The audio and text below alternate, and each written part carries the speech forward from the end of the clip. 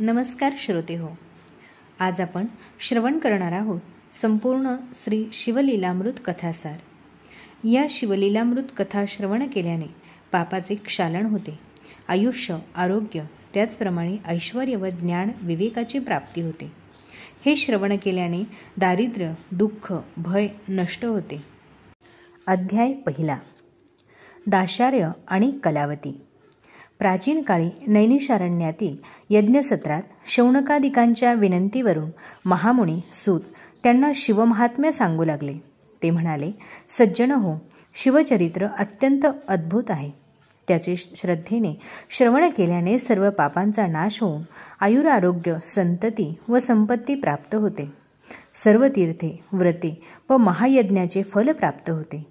ओम नमः शिवाय या शिवमंत्राच्या जपाने सर्व आदिव्याधींचे निरसन होऊन मनुष्याचे कल्याण होते. आता याविषयीची एक कथा सांगतो, ती ऐका. पूर्वी मथुरेत दाशार्य नावाचा एक यदुवंशी राजा होऊन गेला. काशी राजाची कन्या कलावती ही त्याची पत्नी. एके दिवशी बोलावूनही ती आली नाही, म्हणून राजा स्वतः तिच्या महालात गेला व तिला आपली सहवासाची इच्छा सांगितली.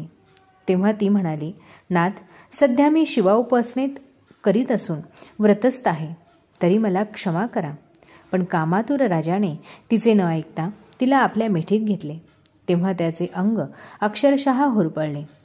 त्या अनुभवाने थक्क झालेल्या राजाने राणीला हा काय प्रकार आहे असे विचारताच ती म्हणाली, नाथ, मी दुर्वासांकडून नमः शिवाय मंत्राची दीक्षा घेतली आहे. त्याचा अहोरात्र जप केल्याने मी पावन झाले आहे. तुम्ही जप, तप, शिवार्चन यापैकी काहीच करीत नाही. अभक्ष भक्षण, अविचार आणि पापाचरण केल्याने तुमचे शरीर अपवित्र झाले आहे. त्यामुळे तुमच्या नशिबी पुढे नरकयातना आहेत. हे ऐकून राजाला पश्चाताप वाटू लागला. त्याने कलावतीच्या शिवमंत्र देण्याची विनंती केली, पण पती गुरुस्थानी असल्याने तिने त्याला स्वतः मंत्र न देता गर्गमुनींकडे नेले. गर्गमुनींनी राजाचा मनोभाव जाणून त्याच्याकडून शिवपूजन करून घेतले आणि आपला वरदहस्त त्याच्या मस्तकी ठेवून त्याला शिवपंचाक्षर मंत्राचा उपदेश केला. त्या मंत्रप्रभावाने राजाला आत्मबोध झाला. त्याच्या हृदयातील अज्ञानाचे व विकारांचे निरसन झाले. त्याचवेळी त्याच्या शरीरातून पापरूपी असंख्य कावळे जळत होरपळत बाहेर पडले. त्यामुळे राजा निष्पाप झाला. आपण माझा उद्धार केलात असे म्हणून त्याने मुनींना वंदन केले. आपल्या राज्यात परतल्यावर तो शिवमंत्राचा सतत जप करू लागला. त्याच्या प्रभावाने राजाचे व त्याच्या प्रजेचे कल्याण झाले. ओम नमः शिवाय. अध्याय दुसरा. महिमा महाशिवरात्रीचा. सूत म्हणाले, सज्जन हो, महाशिवरात्रीचे महात्म्यही अगाध आहे. या दिवशी अजाणता शिवस्मरण, उपोषण, जागरण वा बिल्वार्चन घडले तरी महत पुण्यफल प्राप्त होते. त्याविषयीची एक कथा सांगतो, ऐका. विंध्य पर्वतावरील एका व्याध्याच्या हातून हत्येसारखी अनंत पापे घडली होती.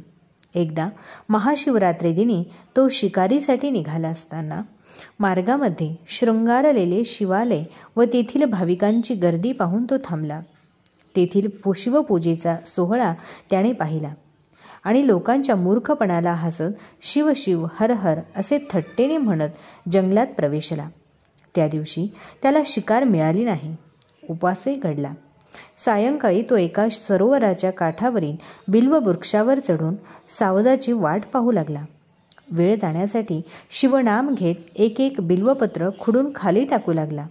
ती पाने ब्रह्मदेवाने त्या झाडाखालील स्थापलेल्या शिवलिंगावर पडत होती.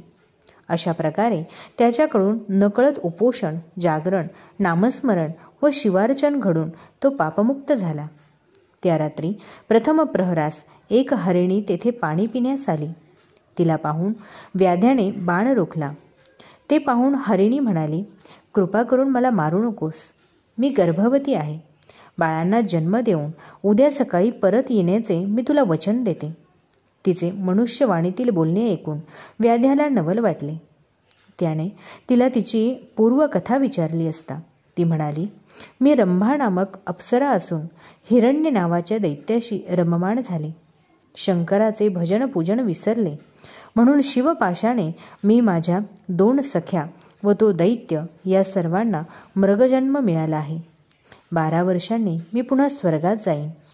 तिच्या बोलण्यावर विश्वास ठेवून त्या व्याध्याने तिला जाऊ दिले आणि पुन्हा शिवनाम घेत बिल्वपत्रे तोडू लागला. एक प्रहराच्या अंतराने पुन्हा हरिणी व हरिण व आणखी एक हरिणी तेथे आली आणि आपापले कर्तव्य करून परत येण्याचे वचन देऊन निघून गेली. अशा प्रकारे व्याध्याला जागरण व 4 प्रहराचे शिवार्चन घडले. सकाळी तो मृगपरिवार व्याध्यापाशी आला व शावकांसह ते सर्वजण व्याध्याला आधी मला मार अशी विनंती करू लागले. ते पाहून व्याध्याचे हृदय कळवळले. त्याने त्या सर्वांना नमस्कार केला. तेव्हा त्याला दिव्य रूप प्राप्त झाले. हरिणांनाही मूळचे स्वरूप मिळाले. तेवढ्यात तेथे एक दिव्य विमान आले. त्यात शिवगण होते. त्यांनी व्याध्यांसहित त्या सर्वांना विमानातून शिवलोकी नेले. ओम नमः शिवाय. अध्याय 3. राजा कल्माषपादाची कथा. सूत म्हणाले, सज्जन हो, पूर्वी इक्ष्वाकू वंशात मित्रासह नावाचा एक चक्रवर्ती सम्राट होऊन गेला. मृगयेसाठी गेला असताना त्याने एका राक्षसाला मारले. म्हणून सुडाने पेटलेल्या त्याच्या भावाने मनुष्य रूपात राजाची भेट घेतली व त्याला आपले पाककौशल्य दाखवून त्याच्या प्रासादात आचार्याची नोकरी मिळवली. पुढे वशिष्ठ ऋषी नृपभेटीस आले असताना त्याने भाज्यांमध्ये नरमांस शिजून पंक्तीत वाढले. ही गोष्ट अंतर्ज्ञानी वशिष्ठांना समजताच त्यांनी संतापाने राजाला तू निर्जन वनातील राक्षस होऊन नरमांस खाशील असा शाप दिला. राजाने चौकशीसाठी आचार्याला बोलवले, पण तो केव्हाच पळाला होता. तेव्हा ऋषींनी अकारण शाप दिला. म्हणून संतापलेल्या राजाने त्यांना प्रतिशाप देण्यासाठी हातात पाणी घेतले. पण पट्टराणी मदयंतीने त्याला परावृत्त केले. राजाने ते पाणी आपल्याच पायावर टाकले. त्यामुळे पाय काळे पडून त्याला कल्माषपाद नाव असे पडले. सत्य प्रकार कळताच ऋषींनी त्याला तू 12 वर्षांनी राक्षस योनीतून मुक्त होशील असा उशाप दिला.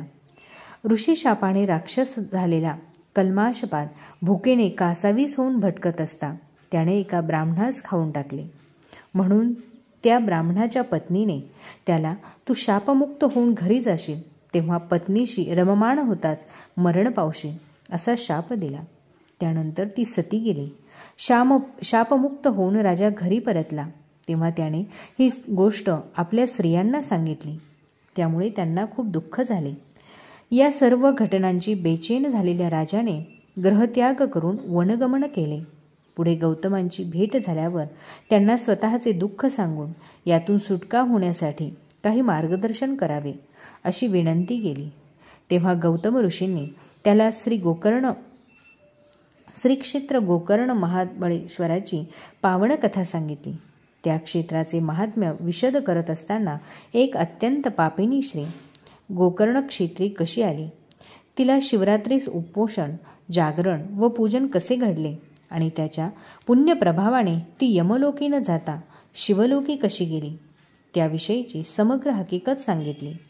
गौतमांच्या मार्गदर्शनानुसार राजा कल्माषपाद श्री क्षेत्र गोकर्णास गेला व तेथे शिव आराधनेत रममाण होऊन ब्रह्महत्येच्या पातकातून मुक्त झाला व अंती शिवलोकी गेला. ओम नमः शिवाय.